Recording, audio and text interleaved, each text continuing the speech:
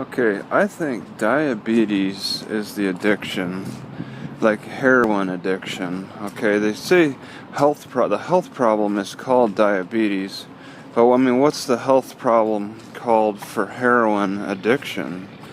All right, that's why I want to define diabetes as an addiction. People are addicted to diabetes, to the effects of diabetes. To the substances that cause diabetes. All right, it's an addiction, and people push it for it pretty strongly. It's hard to resist, and it's strange how the government is really taking a stance and blaming the people who are addicted. That news story about the politician who blamed the mom for not working hard enough. Instead of, she's looking for medical aid, like the insurance to cover her child's diabetes, and the politician blamed her for not working to earn her money to pay for the medication. It's just to put that blame on her for because of the government's subsidies that are put on corn syrup and all that sugar being injected into 80% of the grocery store food. It just doesn't seem right to me. It's just trying to pass the blame along to the next person in a way. All right. The government's subsidizing through taxpayers' money, of course. The government's subsidizing the corn industry to make more corn syrup at a cheap cost. Marco Rubio wanted to give the corn syrup industry in Florida some big breaks, and now the corn syrup's very cheap, and they're making frequent use of it. And just overextending the use of it. I mean, the government strongly believed in corn and the alcohol and the sugar.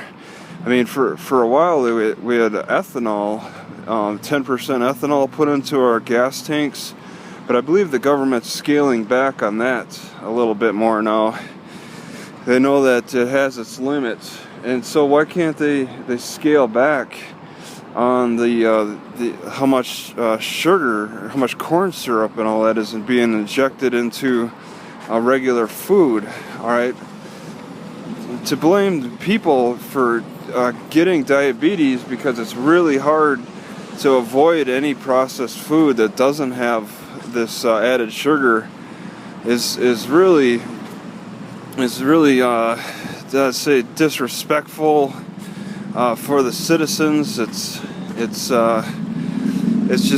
insulting to see the government act like this. They're making all kinds of money on this addiction, and in a legal way. It's all legal.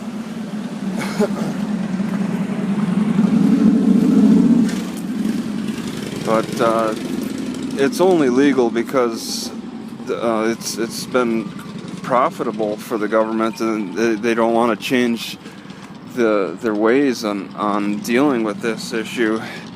Even though the diabetic addiction is one of the most visible addictions that humanity has ever seen. I mean, just look at any overweight person who looks soft. That's a diabetic addiction, plain and simple. You didn't see that. You look at old photos of people. You didn't see that back in the olden days. Not as bad as it is now. We made a major transition towards diabetic addiction when Coca-Cola in the 80s changed over from the cane sugar to corn syrup. That was a key moment. Many other companies followed suit. And it's been a real profitable market for the corn syrup industry ever since.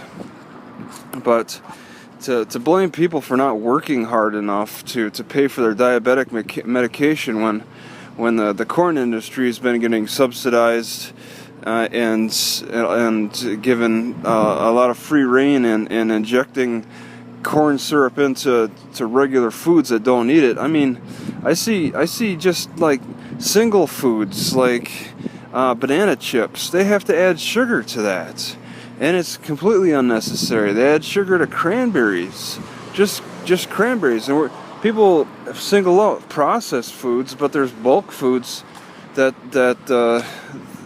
these food manufacturers have to smear in sugar as well. And a lot of people argue, yeah, it's tasty, but how can I enjoy a peanut butter and jelly sandwich the way I want when they got to inject sugar into the bread, sugar into the peanut butter, separately, of course, with the sugar extracts, and then a lot of sugar into the jelly?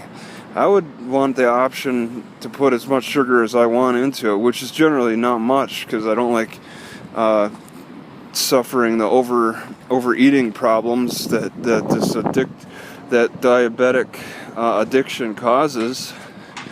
So it's really a terrible name blame going on.